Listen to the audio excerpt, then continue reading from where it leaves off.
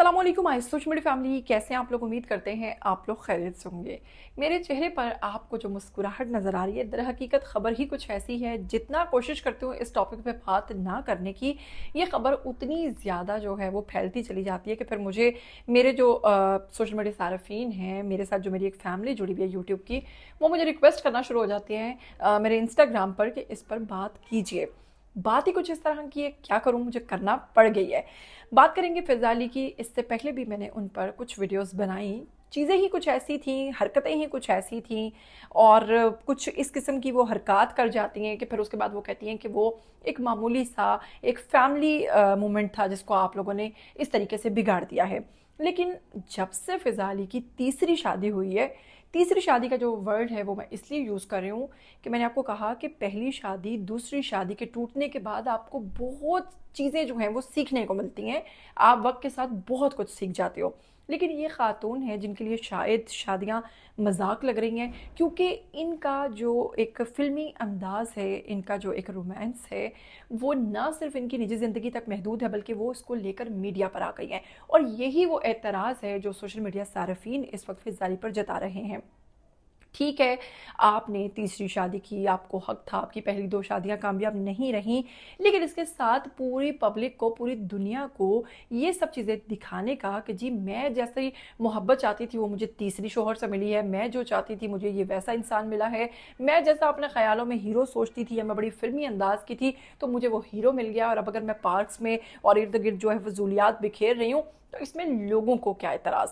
लोगों को ये एतराज़ है कि आप कहती हैं कि मेरा शौहर मुझ पर हलाल है, तो मैं उसके साथ जो मर्ज़ी करूँ। भई आपका शौहर आपकी हद तक हलाल है, पूरी दुनिया को अपना हलाल शौहर दिखाने का मकसद क्या है? इसके साथ ही जनाब फ़िज़ा अली ने हालिया एक इंटरव्यू के अंदर, सबसे पहले तो आप लोग जो साथ तस्वीर देख रहे हैं, ईमानदारी के साथ आप लोगों ने ये फ़ैसला करना है कि क्या एक ख़ातून जब उसे किसी प्रोग्राम में एज़ अ गेस्ट इनवाइट किया जाता है और वो अपने हस्बैंड के साथ इनवाइटेड थी वहाँ पर, तो जनाब इनके बैठने के अंदाज़ को, ज़ाहिर है आप पब्लिक हैं, आप लोग भी बड़ी बारीक नज़र रखते हैं। सबसे पहले आप ये अंदाज़ देखकर बताइए कि क्या आप किसी ऑफ़िशियल चैनल पर बैठकर इस अंदाज़ में इंटरव्यू दे सकते हैं?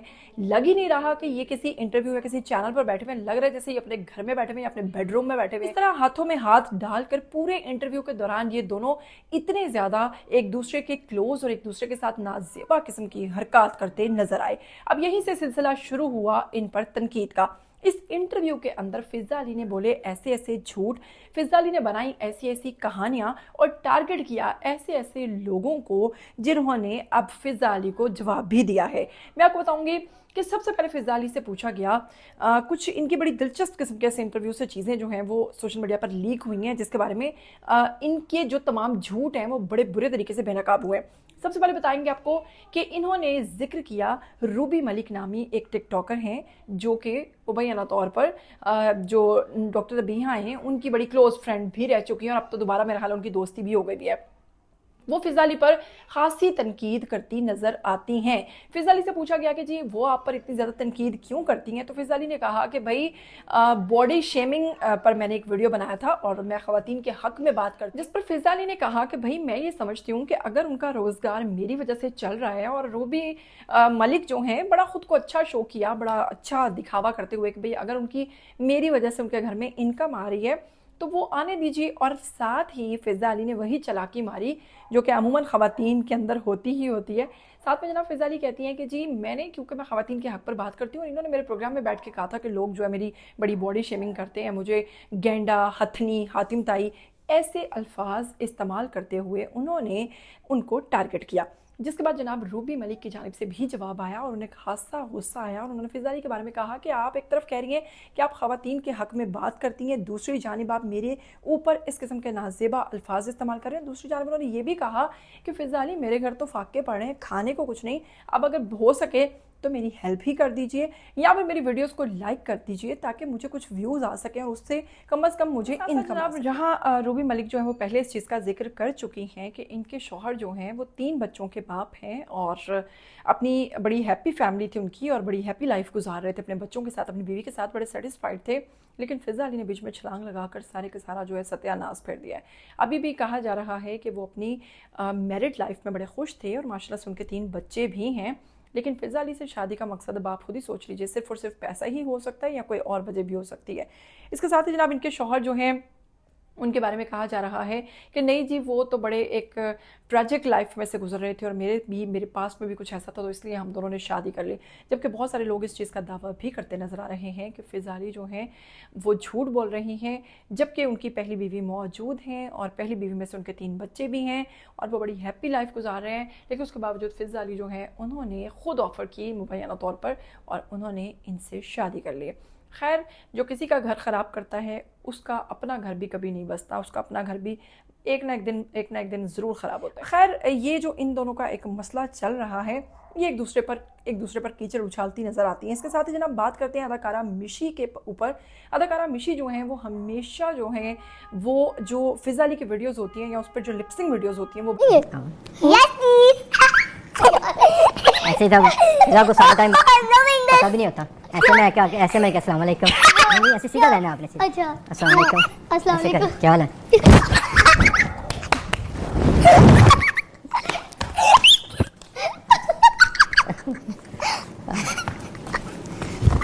लाजिम मैंने शो खत्म करना पड़ेगा, ये घर का घड़ा नहीं है। क्यों हंस रही हो? फ़िज़ा अली पर ख़ासी तनकीद करती हैं। तो इसी के साथ जनाब जब पूछा गया इनसे होस्ट की जानिब से कि जनाब मिशी खान जो हैं वो आप पर इतनी ज़्यादा तनकीद क्यों करती हैं, तो सबसे पहले आपको बताती चलूँ कि जब आप पब्लिक फिगर होते हैं तो कोई भी शख्स आप पर बात कर सकता है। आप कैसे एतराज़ कर सकती हैं जब आप आकर इस किस्म की शोबिस पर बैठकर खेलियाँ करेंगी, तो जब कोई आप पर बात करेगा, आपकी खेलियों पे बात करेगा कि भाई ये खेल खेलने लायक है और ये खेल नहीं खेलने लायक, तो फिर आप तनकीद किस बात की करेंगे। इसी तरह जनाब मिशी खान जो हैं बड़ी हमारी सीनियर अदाकारा हैं, बड़ी अच्छी अदाकारा हैं और वो बड़े सोशल जो टॉपिक्स होते हैं, जो हमारी करंट टॉपिक्स होते हैं उस पर हमेशा बात करती हैं, बहुत अच्छी बात करती हैं हमेशा से। तो जनाब फ़िज़ा अली ने उनको सबसे पहले तो आपा कहकर पुकारा। ये एक दूसरे को जो करने का होता है ना कि भाई ख़वातीन में के खुद काकी बन जाती हैं और दूसरे को आपा कहकर, सबसे पहले तो ख़वातीन की जंग जो है वो आपा से ही स्टार्ट होती है। खुद को अपने से बड़ा कह दो तो आधी तो वो वहीं पर मर जाएगी। फ़िज़ा अली ने जनाब उन्हें पहले तो आपा पुकारा, फिर उसके बाद कहा कि मैं उनकी बड़ी रिस्पेक्ट करती हूँ।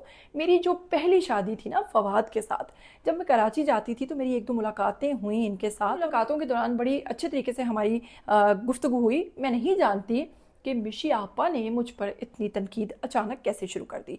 मैं फिर वही कहूँगी वंस अगेन कि जब आप ऐसी खेलियाँ करेंगी तो फ़िज़ा आपा आपको छोड़कर, मिशी आपा को छोड़कर कोई भी आप पर बात करेगा, जैसे कि आज मैं भी बात करने पर आप पर मजबूर हुई मैं हूँ। और मुझ समेत इस वक्त सोशल मीडिया पर जितनी तनकीद आप पर हो रही है, अगर अब भी आप इस तनकीद से नहीं सीखती तो यकीन मानिए कि आपसे बड़ा बेवकूफ़ कोई नहीं हो सकता। इसके साथ ही आ जाते हैं अब उस असल मुद्दे की जानिब जिसे सोशल मीडिया पर बहुत ज़्यादा जो है तनकीद और बहुत ज़्यादा सोशल मीडिया पर उसको फैलाया जा रहा है।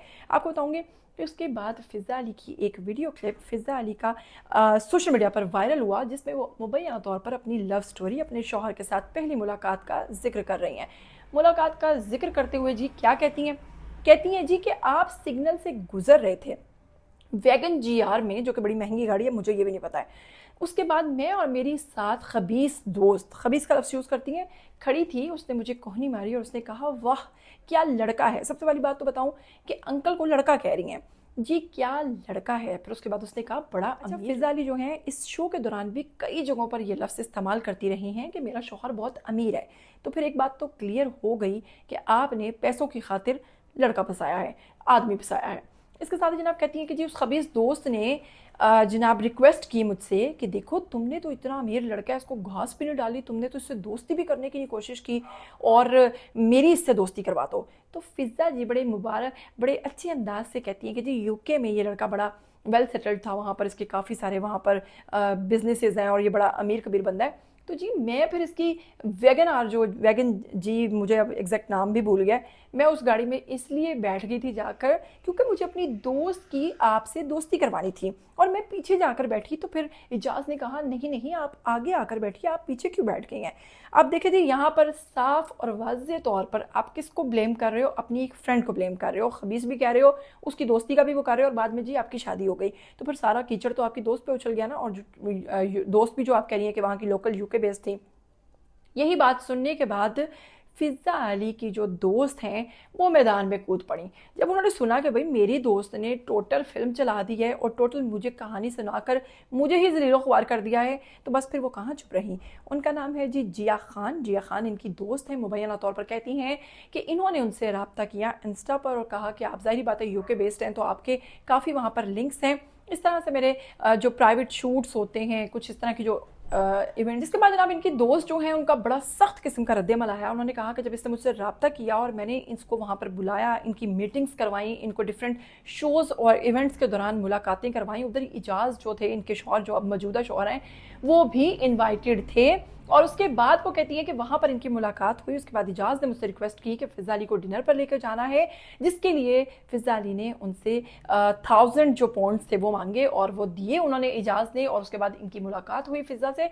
उसके बाद वो कहती हैं कि मुझे कुछ पता नहीं चला और पता तभी चला जब सोशल मीडिया पर देखा कि इनकी तो शादी हो गई है, जो कि इन्होंने ईद के मौके पर की है। और इन्होंने तभी इसका जिक्र भी किया कि जी मैंने इजाज़ से शादी कर ली है। अब इजाज़ जैसा तो शख्स किसी को मिल ही नहीं सकता था, क्योंकि इस कदर अमीर, इस कदर खूबसूरत नौजवान।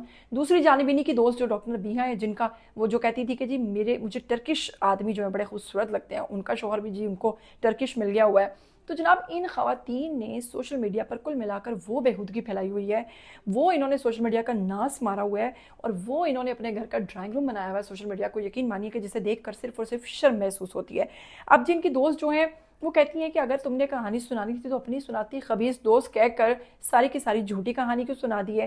पहले से सब कुछ प्री प्लान था, पहले से तुमने मुझे कह रखा था कि मैं चाहती हूँ मैं यूके में सेटल्ड हो जाऊँ, तो तुम पहले से चाहती थी कि तुम वहाँ किसी लड़के को मुबैना तौर पर फंसा कर रखो। जब तुम ही ने फंसा लिया, तुम ही ने शादी कर ली, तो मुझे आगे क्यों बिठा दिया और मेरा चक्कर क्यों चलवा दिया। कुल मिलाकर इनकी दोस्त जो हैं वो इन पर काफ़ी ज़्यादा गर्म हुई हैं। अब आकर जी फ़िज़ा अली जो है, क्योंकि सुबह से ये टॉपिक बहुत ज़्यादा गर्म था, तो बिल आखिर फ़िज़ा अली ने चुप्पी तोड़ दी है, खामोशी तोड़ दी और कह दिया कि जी मैं तो इस लड़की को जानती ही नहीं, जो कि हमारा आसान हल है, बाद में कह दो हम जानते ही नहीं। मेरी तो 1-2 मुलाकातें हुई और उसके बाद तो मैं कभी इनको मिली ही नहीं। अगर होती तो मैं अपने चैनल पर, अपने ऑफिशियल अकाउंट्स पर इनके साथ कुछ तस्वीर शेयर करती। ये मेरी कोई दोस्त नहीं है और इन्होंने जो बातें कही हैं वो बेबुनियाद हैं। मैं और मेरा जो मजनू है, हम दोनों जो हैं वो बिल्कुल जो बोलते हैं वो सच बोलते हैं और मैं और मेरा मजनू जो है हम बड़ा एक दूसरे से प्यार करते हैं। जैसा कि आप लोग भी साथ साथ तस्वीर देख रहे हैं, कि आपको लगता है कि ये किसी ऑफिशियल चैनल पर बैठ कर दिया गया इंटरव्यू है और उसकी आपको लग नहीं रहा कि जैसे ये घर के ड्राइंग रूम में बैठ कर दोनों मियाँ बीवी, मतलब कितना छिछोरा बन है। मैंने अभी भी नोट किया कि अक्सर लड़कियाँ, चलो उनकी तो पहली शादी की बात करते हैं, कि उसके बाद एक साथ खाती हैं एक चम्मच में, या बड़ों के सामने इस चीज़ का लिहाज एहतराम नहीं करती, हाथों में हाथ डाल के बैठती हैं या कुछ इस किस्म की हरकत करती है। जबकि मैं कहती हूँ हमेशा बड़ों का लिहाज और शर्म होनी चाहिए। आपको अपने प्राइवेट मोमेंट्स जो हैं वो नहीं दिखाने चाहिए, बाहर बैठकर नहीं दिखाना चाहिए कि आप लोग कितने एक दूसरे को पसंद करते हो या कितने लैला मजनू हो। लेकिन फिर वही बात है कि ऐसी ख़वातीन जो हैं वो क्या मैसेज दे रही हैं उन ख़वातीन को जो बेचारी अगर पहली शादी के बाद खुश नहीं है, तो ये ऐसी ख़वातीन उनको ये सिखा रही हैं कि पहला भी छोड़ दो, दूसरा भी छोड़ दो, तीसरा आते आते शायद तुम्हें तुम्हारा सच्चा प्यार मिल ही जाएगा। तो यही चीज़ अभी तो फ़िलहाल फ़िज़ा अली की जानिब से देखने को मिल रही है। बहुत सारे लोग इस चीज़ की मांग करें कि फ़िज़ा अली को बैन करना चाहिए, फ़िज़ा अली जैसी शक्ल जो है वो दोबारा सोशल मीडिया पर नहीं आनी चाहिए। कभी इनका शौहर इनको गोद में उठा लेता है, कभी इनको पार्क में घुमा देता है, कभी इनको हाथ पकड़ कर बैठ जाता है और कभी दोनों गाने गाते दिखाई देते हैं। अब ये लैला मजनू का जो रोमांस है पता नहीं कब तक चलेगा और कब इसके बाद इन दोनों के इंटरव्यूज़ आना शुरू होंगे, क्योंकि इनकी सहेली के इंटरव्यूज़ तो आना शुरू हो गए थे कि जी उनके शौहर ने उनके साथ जो किया आपके सामने ही था। अब मैं नहीं कहती कि पहले इतना शोर डाल देना चाहिए कि बाद में आपको वो चीज़ें क्लियर करना पड़ जाएँ। खैर कुल मिलाकर फ़िज़ा अली के हवाले से क्या कहना चाहेंगे? आपको नहीं लगता कि कुछ ज़्यादा ही होता जा रहा है? आइए कमेंट सेक्शन में खुलकर अपनी राय दीजिए। इसके साथ मुझे दीजिएगा इजाज़त, फिर मिलेंगे। टिल देन टेक केयर, अल्लाह हाफ़िज़।